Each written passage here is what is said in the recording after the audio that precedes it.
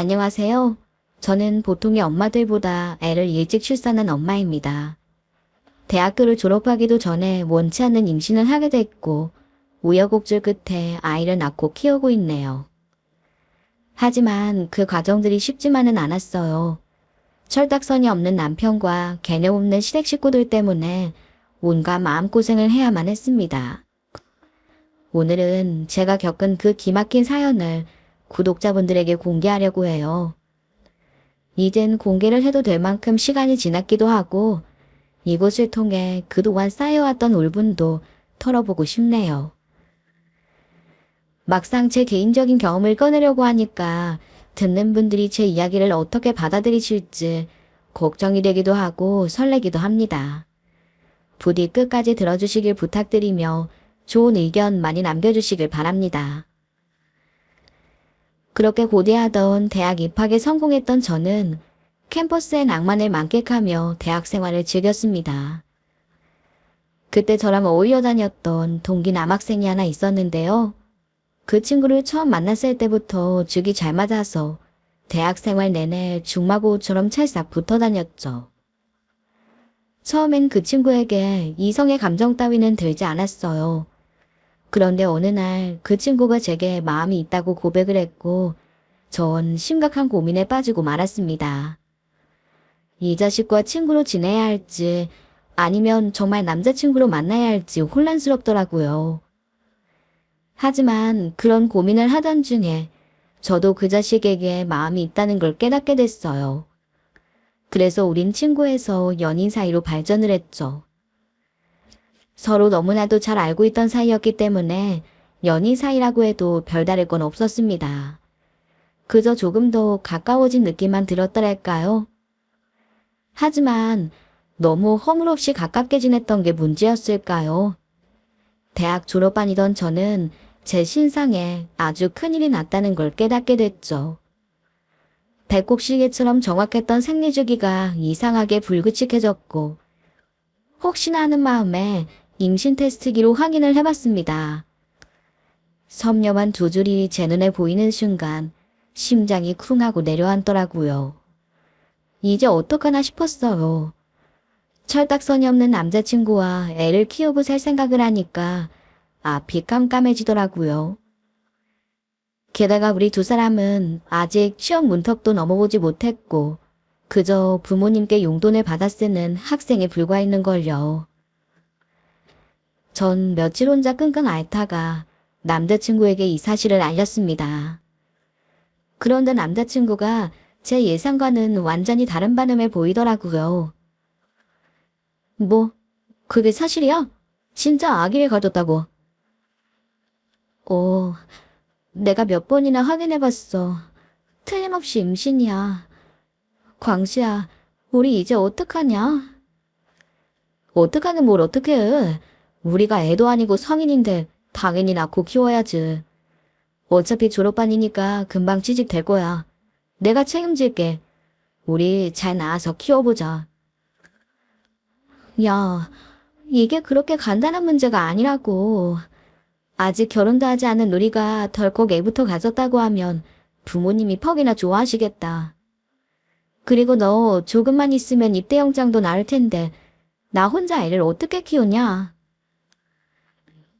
그렇다고 우리한테 찾아온 아기를 포기해? 그럴 순 없잖아. 지금은 막막해 보여도 다 잘 될 거야. 선야, 우리 서로 사랑하고 있잖아. 남들보다 조금 더 빨리 갔을 뿐이야. 너무 무서워하지 말고 내 손 잡고 한번 가보자. 응? 너 정말 자신 있어? 그럼 자신 있지. 난 우리한테 아기가 생겼다는 사실이 너무 기쁜데? 내가 진짜 열심히 할게. 그래서 너랑 우리 아기 내가 꼭 지킬게. 남자친구의 큰 소리는 미덥지 않았지만 제겐 정말 큰 위안이 됐습니다. 솔직히 전 남자친구가 아이를 포기하자고 할 줄 알았거든요. 워낙 노는 것도 좋아하고 천진난만한 친구라서 가장이라는 갑작스러운 무게를 외면할 줄 알았습니다. 하지만 남자친구는 부모님은 자신이 설득하겠다며 아이를 낳자고 고집을 피웠어요. 그래서 저도 불안한 마음을 지우고 새로운 인생에 도전하기로 결심을 했죠. 이 남자만 곁에 있다면 이 정도쯤은 헤쳐나가지 못할 일도 아니라고 생각했습니다.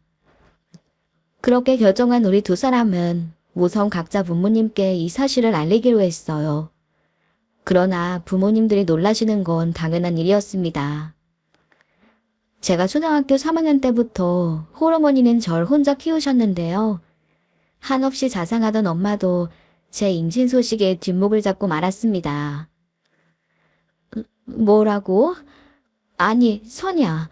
그게 무슨 말이야. 지금 농담하는 거지. 네 나이가 몇인데 무슨 임신이냐고. 그런 농담하지 마. 엄마 진짜 놀래. 엄마, 미안한데 농담이 아니고 진짜야. 내가 만나는 광수 알지? 광수랑 그렇게 됐어. 엄마 정말 미안해. 뭐야? 그럼 진짜 네가 임신을 했단 말이야? 선이야, 너 정말 어쩌려고 그래? 엄마, 우리 둘 그냥 애 낳고 살아보기로 했어. 광수도 열심히 하겠대. 엄마, 우리 결혼 허락해주면 안 될까? 뭐, 결혼? 이를 어쩌면 좋니? 엄마는 큰 충격을 받으셨는지 한동안 말을 잇지 못하시고 머리를 싸매셨어요. 전 그런 엄마의 모습에 마음이 참 아팠습니다. 웬만한 일에도 제게 화를 내보신 적 없던 엄마였기에 더 그랬어요. 엄마의 가슴에 못을 박은 것 같아서 너무나 미안했네요. 하지만 더 큰 문제는 따로 있었습니다. 그건 바로 남자친구 부모님의 반응이었는데요. 남자친구의 어머님과 누님 되시는 분은 굳이 저를 만나자고 하시더니 이 결혼은 절대 안 된다고 호통을 치시더라고요. 아니, 내가 우리 광수를 어떻게 키웠는데 이제 공무원 시험 준비를 해야 될 애가 애 아버지가 된다고? 넌 그게 말이 된다고 생각하니? 누가 사귀는 것까지 뭐라 그래? 왜 조심성 없이 이 사단을 만드느냔 말이야. 어머니 죄송합니다. 그렇지만 광수랑 저 진심으로 사랑하고 있어요. 우리 아이 키우면서 저희가 할 일을 소홀히 하지 않겠습니다. 그러니 저희 결혼 허락해 주세요. 네? 지금이야 그런 소리가 나오지. 애 키우면서 살림살이 하는 게 어디 쉬운 일인 줄 아니? 긴 말 필요 없고 당장 증절 수술해. 병원은 내가 알아볼 테니까. 어머니, 죄송하지만 그건 안 될 것 같습니다. 전 절대 우리 아기 포기할 수 없어요. 뭐라고? 아니, 얘가 지금 누구 인생을 망치려 이래. 니들이 애를 낳고 키우겠다고? 그게 말이 된다고 생각해. 절대 안 돼.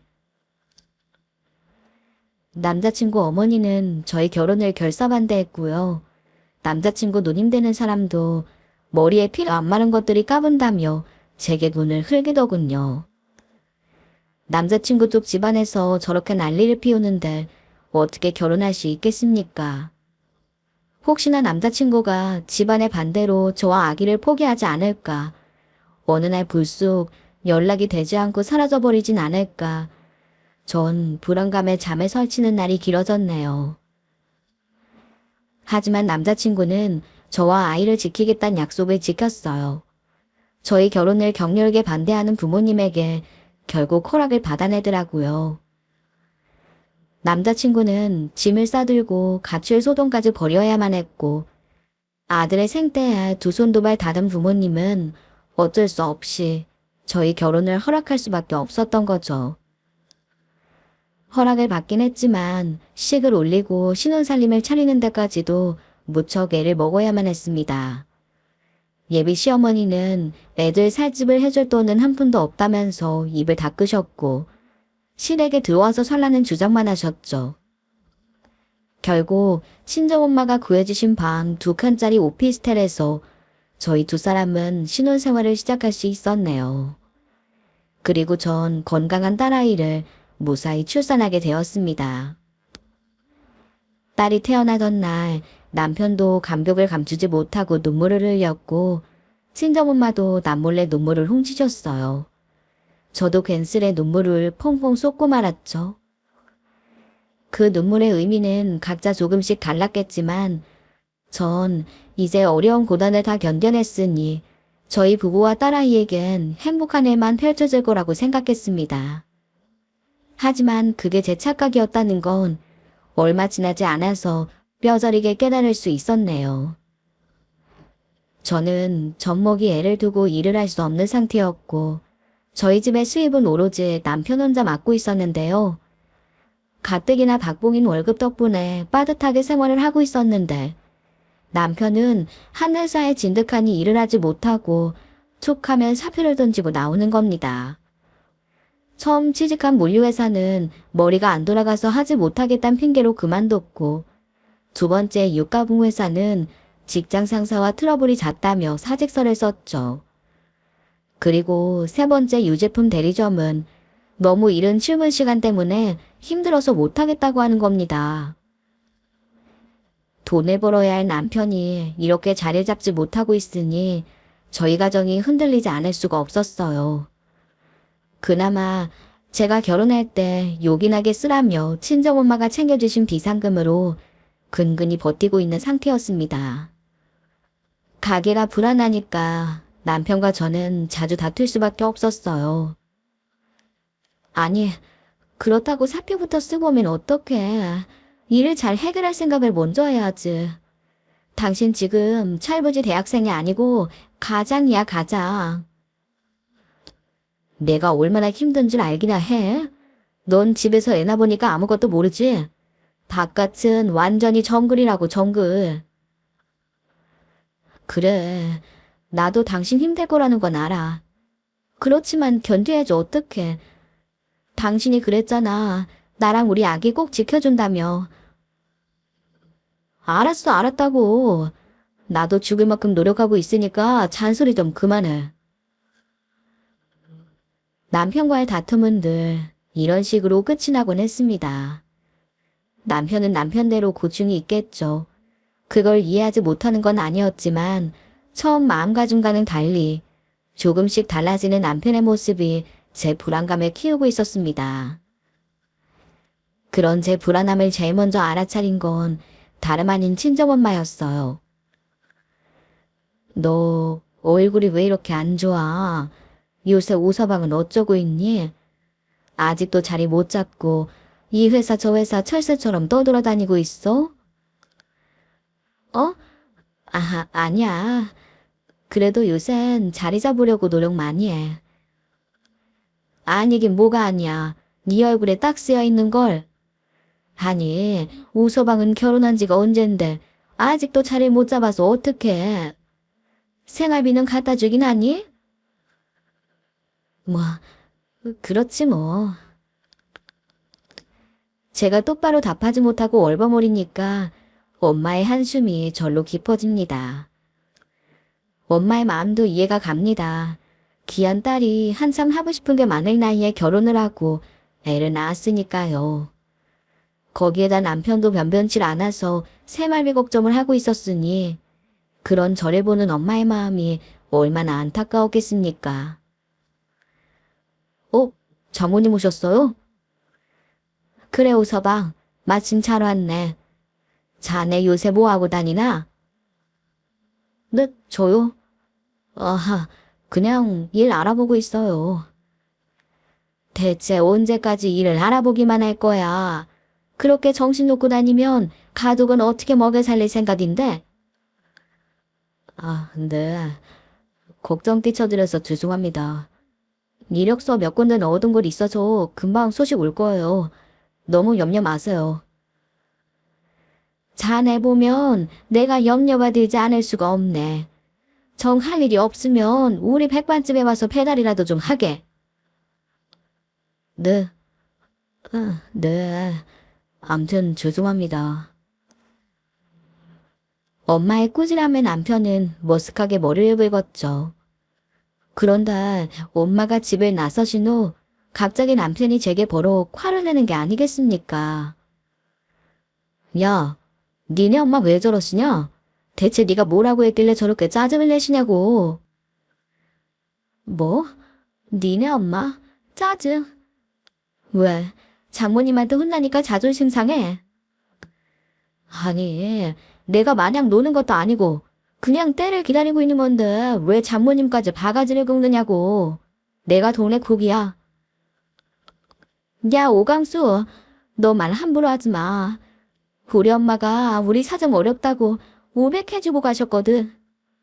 딸 자식이 손녀 분유 살 돈도 없다고 하니까 쌈짓돈 덜어서 생활비하라고 주셨다고. 너 같으면 사이한테 화가 안 나겠니? 뭐? 장모님이 돈을 해주셨어? 나 참. 그렇다면 그렇다고 진작 말을 했어야지. 암튼 그럼 당분간 생활비 걱정은 없겠네. 남편의 뻔뻔한 태도에 참 기가 막히더군요. 우리의 일상은 자꾸 무너져만 가는데 남편은 강 건너 불 보듯 하고 있으니 정말 미칠 노릇이었죠. 그렇지만 정작 더 큰 문제는 따로 있었어요. 그건 바로 군대 갈 나이를 넘긴 남편에게 입대용장이 날아오게 된 것이었습니다. 결혼과 출산으로 한 차례 미루었는데 또다시 군복무를 해야 할 시기가 오고 만 겁니다. 하지만 이런 상황에서 남편이 입대를 하는 건 말도 안 되는 일이었어요. 그래서 남편에게 한 번 더 연기를 하는 게 어떻겠냐고 물었죠. 그런데 남편은 그냥 입대를 하겠다고 하더라고요. 어차피 해치워버려야 할 일이니까 빨리 다녀오겠다는 겁니다. 그럼 나보고 어떡하라고? 그냥 굶어 죽으라고? 나 군대가 있는 동안 엄마 집에 있는 건 어때? 장모님은 장사를 하시니까 어차피 바쁘실 테고 엄마는 딱히 하는 일 없으니까 우리 애도 돌봐주고 좋잖아. 엄마 집엔 내 밤도 있으니까 지내만 할 거야. 엄마한텐 내가 얘기할게. 뭐? 어머님 집에. 자기가 군대를 다녀올 동안 시댁에 들어가 살라는 거였죠. 시부모님과 시내까지 있는데 말이에요. 하지만 상황이 찬밥 더운 밥을 가릴 때가 아니었습니다. 어차피 버리도 못하는 남편인데 차라리 군대라도 다녀오는 게 더 나을 듯 싶었네요. 불편함을 참고 부모님께 기대면 이 어려운 상황도 넘길 수 있을 거라고 생각했죠. 그렇게 전 남편을 군대로 보내고 저와 딸을 데리고 시댁에 들어가 살게 됐습니다. 하지만 시어머니의 시집살이는 제 예상보다 훨씬 더 독했어요. 아니, 넌 도대체 뭘 배운 거니? 어떻게 된 게 애 엄마가 가지나물도 못 무쳐? 네? 아니, 가지나물은 한 번도 해본 적이 없어서요. 저희 둘 다 가지나물은 먹지 않아서. 그럼 넌 여태 네 남편한테 나물 한 번 무쳐지질 않은 거야. 광수가 나물을 얼마나 좋아하는데. 그래요? 저한테는 그런 말 한 번도 한 적이 없었는데. 어차피 말해봤자 못 얻어먹을 게 뻔하니까 말하질 않았겠지. 아유, 모자란 놈. 어쩌다가 이를 털고 만들어서는. 젊은 놈이 발목 잡혀서 이게 뭐냐고. 속상해라. 시어머니는 사사건건 트집을 잡았고 틈만 나면 심술을 부리셨어요. 시어머니가 애초부터 절 마음에 들어하지 않았기 때문에 시댁에서 살면 마음고생 좀 하겠다고는 했었죠. 그런데 생트집이 밑도 끝도 없이 반복되니까 저도 힘들더라고요. 그렇다고 신우가 따뜻하기라도 하나요. 신우 역시 시어머니보다 더했으면 더했지 못하지는 않았죠. 올케, 나 올케 원피스 좀 입는다. 어차피 올케는 살쪄서 못 입잖아. 네? 네, 알겠어요, 형님. 그런데 어째 표정이 떨떠름하다. 왜? 혹시 옷 빌려주기 싫어서 그래? 아니요. 아니에요. 편하게 입으세요. 그래. 비싼 옷을 옷장에 박아두면 뭐래. 옷도 주인을 잘 만나야 빛이 나지. 아무튼 잘 입을게. 신우는 옷이나 가방, 액세서리 같은 제 물건들을 스스럼 없이 잘도 가져다 썼고요. 말본새가 워낙 밉상이어서 판판이 사람 속을 긁곤 했습니다. 시어머니가 대놓고 괴롭히는 스타일이라면 신우는 사람을 은근히 괴롭히는 스타일이었죠. 시집살이가 독하니까 군대 간 남편이 눈물나게 그립더군요. 그나마 딸애가 있어서 망정이지 만약 애가 아니었다면 전 훨씬 더 고달팠을 겁니다. 하지만 제가 할 수 있는 일은 별로 없었습니다. 그저 시어머니 말씀에 순종하고 신우의 눈치를 보면서 남편이 제대하기만을 꼬박 기다렸어요. 그리고 드디어 남편이 군복무를 마치고 사회로 복귀를 하게 되었는데요. 못난 남편이라도 얼마나 반가웠는지 모릅니다. 이제 숨막히는 시댁에서 벗어날 수 있다는 생각에 마음까지 설레더라고요. 그런데 말입니다. 남편이 제대하고 얼마 후 시어머니가 엉뚱한 말씀을 던지는 게 아니겠어요? 예선이야, 난 너희들이 그냥 우리랑 같이 살았으면 좋겠다. 어차피 니들 애 키우면서 살 능력도 안 되잖니? 광수도 이제 막 제대했으니까 자리 잡으려면 시간 좀 걸릴 테고. 너도 그간 우리랑 살면서 정도 많이 들었을 거잖아. 그냥 가족끼리 오순도순 사는 것도 괜찮겠어. 넌 어떻게 생각하니? 네? 아, 글쎄요. 그건 좀 더 생각해봐야 할 것 같은데요. 생각은 무슨 생각? 어른들이 그러자면 그러는 거지. 내가 불안해서 니들을 어떻게 내보내니? 광수랑도 얘기 끝났으니까 당분간 같이 사는 걸로 해라. 시어머니가 딱 잘라서 그렇게 결정을 내버리는데 정말 앞이 캄캄하더라고요. 이제 시집살이에서 벗어날 거라고 생각했는데 말입니다. 전 그날 저녁 남편을 따로 불러서 따져 물었죠. 아니, 어머님이 계속 같이 살자는데 당신도 동의했다면서 어쩜 나한테 말 한마디 없이 그런 결정을 할 수 있어. 솔직히 우리가 자립할 능력이 안 되잖아. 그러니까 엄마한테 기대는 게 맞지. 그래서 그렇게 하자고 했어. 그리고 엄마랑 누나가 우리 혜리도 봐주니까 당신한테도 좋잖아. 내가 시집살이 하는 건 생각 안 해? 당신은 당신 집이니까 편할지 모르겠지만 난 당신 없는 동안 하루하루 얼마나 숨이 막히는지 아냐고. 난 싫어. 굶어 죽는 한이 있더라도 예전처럼 분가해서 살고 싶어. 내가 자리 잡을 때까지만 참으면 되는데 왜 이렇게 예민해 떠니? 여태까지 잘 살았잖아. 잘 산 게 아니라 어금니 꽉 깨물면서 꼭 참고 산 거라고 이치나. 아무것도 모르고 자기 편할 대로만 생각하는 남편이 원망스러웠습니다. 성실하지 못한 남편 때문에 상황이 자꾸만 악화되는 것 같았어요. 저만 막다른 골목에 몰린 것 같아서 너무 힘이 들었네요. 결국 전 친정엄마한테 하소연을 할 수밖에 없었죠. 제 이야기를 들어줄 사람은 엄마밖에 없었으니까요. 제 속사정을 들은 엄마는 열을 펄펄 내면서 사부인과 단판을 지어야겠다고 하시더라고요. 그리고 얼마 후 단단히 벼른 친정엄마는 시댁에 직접 찾아오셨습니다. 아니, 사부인께서 여기까진 웬일이세요? 식당 하시느라 바쁘지 않으세요? 네, 제가 안사돈한테 꼭 할 말이 있어서 이렇게 찾아왔습니다. 사돈, 도대체 무슨 부귀영화를 누리려고 애들을 붙잡고 놔주질 않는 거예요? 네, 아니, 그게 무슨 말씀이세요? 설마 선이가 시집살이는 이제 더 이상 하기 싫다든가요? 예, 그럼 어떤 며느리가 고약한 시어머니랑 같이 살고 싶겠습니까? 오서방이 군대 갔다 올 때까지만 데리고 사시겠다면서요. 이제 오서방도 제대했으니까 애들을 내보내야지. 왜 자꾸 말이 달라지는 거예요? 아니 사돈, 무슨 말을 그렇게 하세요? 제가 다른 뜻이 있겠어요? 애들이 아직 자리 잡지 못하고 사니까 좋은 마음으로 다 데리고 있으려는 거죠. 저라고 뭐 피 좁은 집에서 어깨 비비면서 살고 싶겠어요?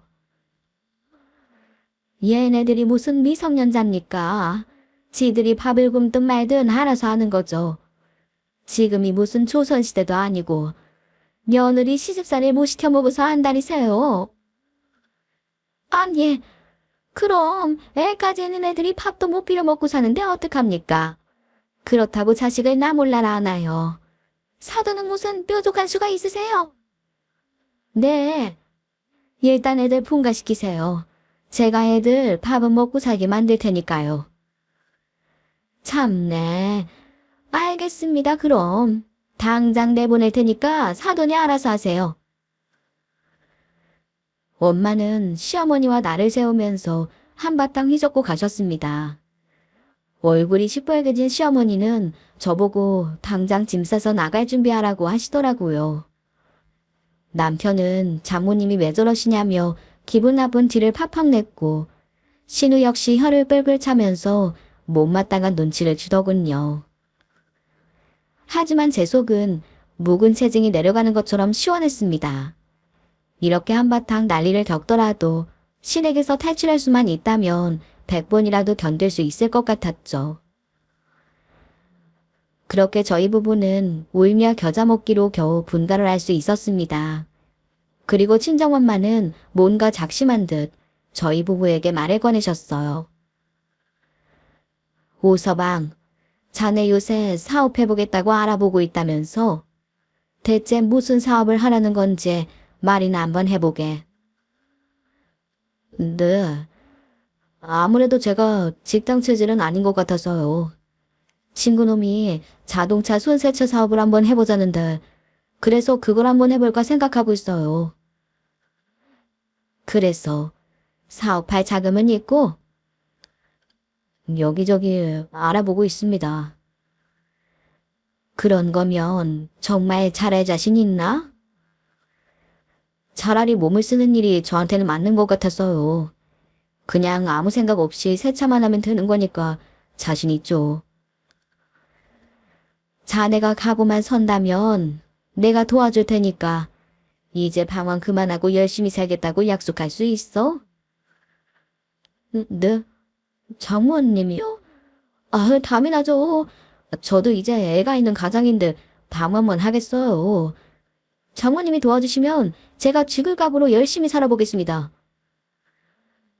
알겠어. 그럼 이제 다시는 우리 선이 속상하게 하지 말게. 알겠지? 네, 그럼요. 정말 감사합니다, 장모님. 전 친정엄마의 뜻밖의 제안에 깜짝 놀라고 말았습니다. 평생을 시장 백반집에서 바쁘게 살았던 엄마가 남편의 사업 자금을 대주겠다는 말은 저로서도 충격이었어요. 전 엄마에게 괜찮다고 사양을 했지만 엄마는 결국 적금 통장을 깨서 남편에게 7천만 원을 해주셨죠. 딸이 고생하면서 사는 꼴은 더 이상 보고 싶지 않다면서 말입니다. 하지만 얼굴에 화색이 돈 남편은 역시 장모님이라며 엄지를 세우더군요. 자기가 성공해서 장모님 돈을 싹 갚겠다면서 큰 소리를 치더라고요. 솔직히 전 그런 남편이 미덥지 않았습니다. 직장 생활 한번 제대로 하지 못한 남편이 사업이라고 잘 해낼 수 있겠습니까? 하지만 그런 남편을 차마 말리진 못했습니다. 저 또한 남편이 잘 되길 바라는 일말의 희망이 있기도 했고 그 덕분에 시댁 식구들의 따가운 눈치에서 벗어날 수 있겠다는 생각도 들었기 때문입니다. 그렇게 엄마에게 사업 자금을 지원받은 남편은 친구와 동업으로 손세차장 사업을 시작했고요. 처음 몇 달간은 잘 되는 것처럼 보였어요. 저한테 생활비도 갖다 주고 엄마한테 이자도 붙여뒀으니까요.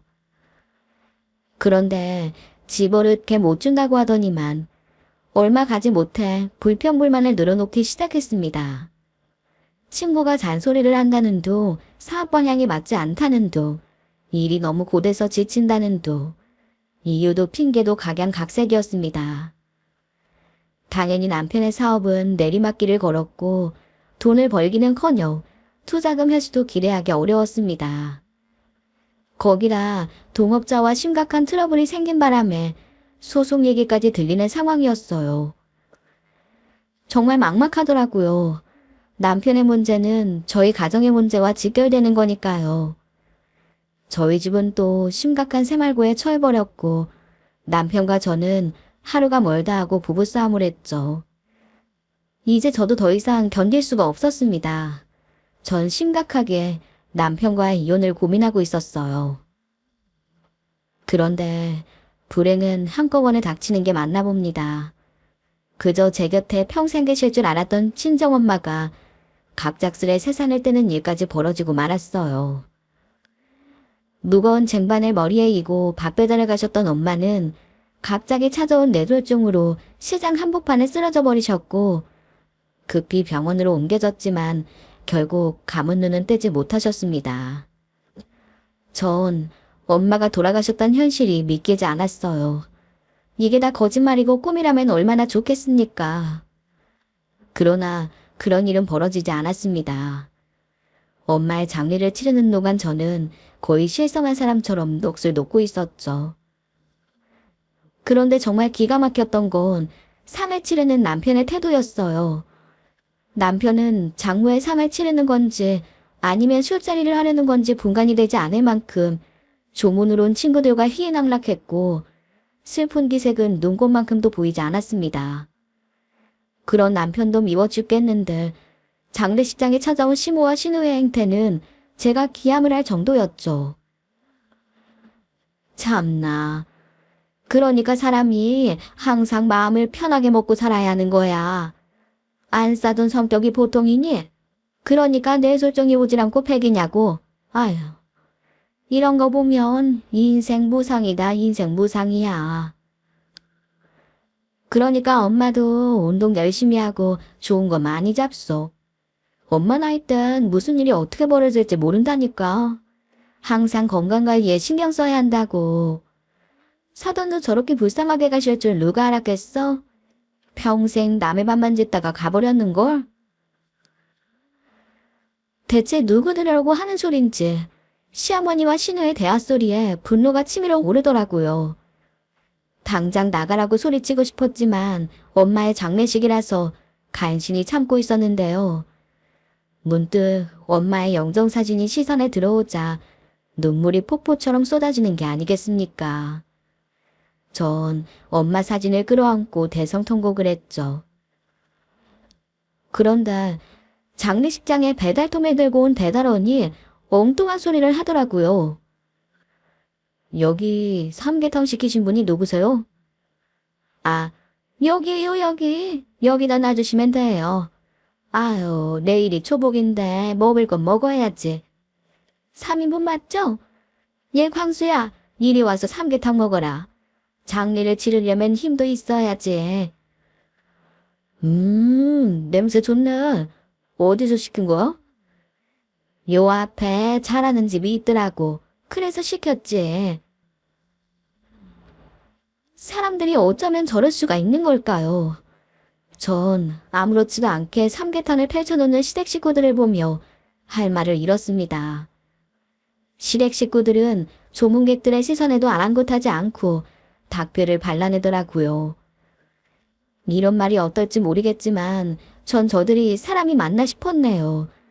이제 더 이상은 인내할 수가 없었습니다. 오순도순 삼계탕을 처먹고 있는 시댁 식구들에게 다가가 상을 엎어버렸죠. 아, 뜨거! 야, 너 미쳤어? 왜 이래? 이 아줌마야. 그래, 나 미쳤다. 그런데 사돈 장례식장에서 삼계탕을 시켜먹는 니들이 더 미친 거 아니니? 뭐라고? 아줌마? 아니, 얘가 실성을 했나? 너 정말 왜 이래? 이 여자가 돌았나? 시어머니가 장례식 음식이 입에 안 맞아서 시켜 드시면데 왜 난리야? 아유, 옷 다 버렸네. 이를 어째? 세 사람 모두 절 노려보면서 씩씩거리는 겁니다. 도대체 뭐가 잘못된 건지도 모르는 이 사람들이 제 시댁 식구들이라는 게 정말 창피하더라고요. 나 이제 더 이상 당신들이랑 엮이기 싫어. 그러니까 당장 이혼해. 이혼하자고. 뭐, 이혼? 아, 참. 그래, 나선이. 너 말 한 번 잘했다. 나도 너랑 깨끗하게 갈라질 생각이었어. 그래도 애가 있어서 내가 참으려고 했는데 너처럼 남편 무시하고 바다 지나가는 여자는 나도 싫다. 네 말대로 이혼하자. 이혼해. 남편은 오히려 적반하장식으로 나왔고 시어머니와 시누는 온갖 욕을 뱉으면서 장례식장을 나가버리더라고요. 남편도 상조 한 잔을 패내게 치고 지 엄마를 따라 나섰고요. 하지만 전 한바탕 난리가 난 장례식장을 꼿꼿이 지켰습니다. 그래도 친척들이 고개를 절레절레 흔들며 제 옆을 지켜줬고 마지막 엄마 가시는 길을 무사히 배웅할 수 있었네요.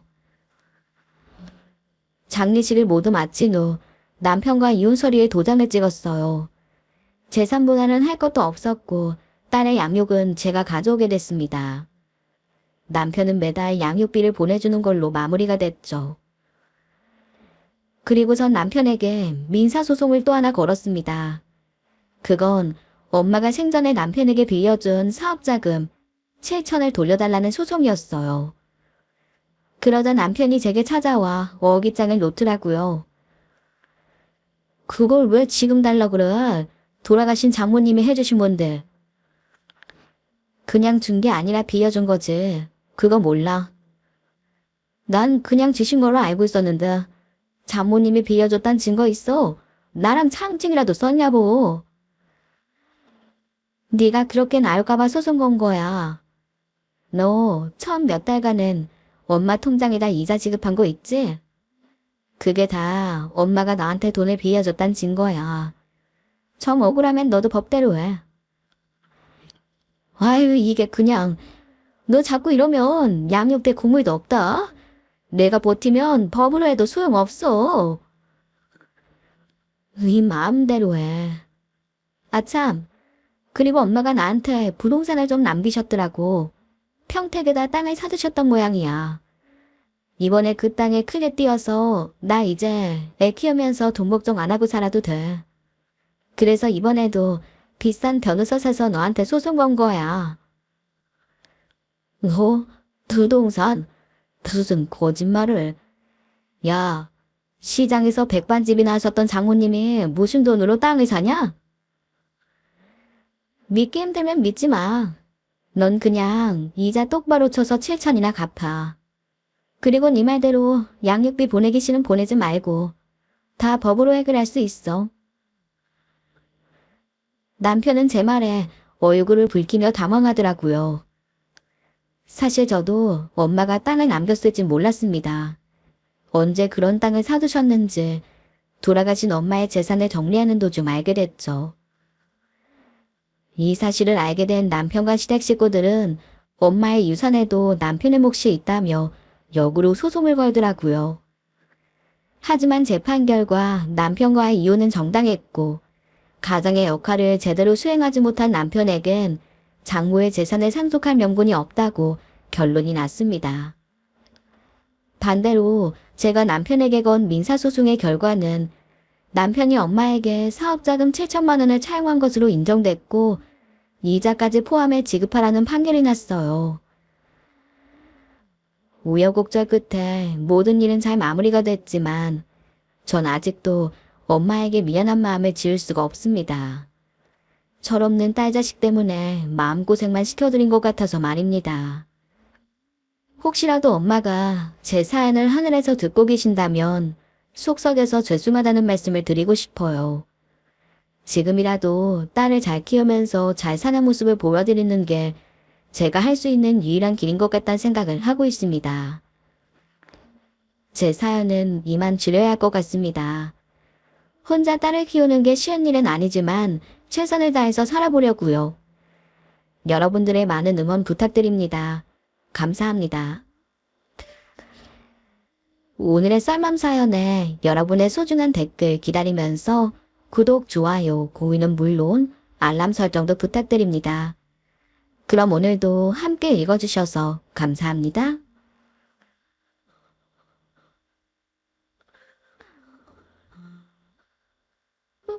나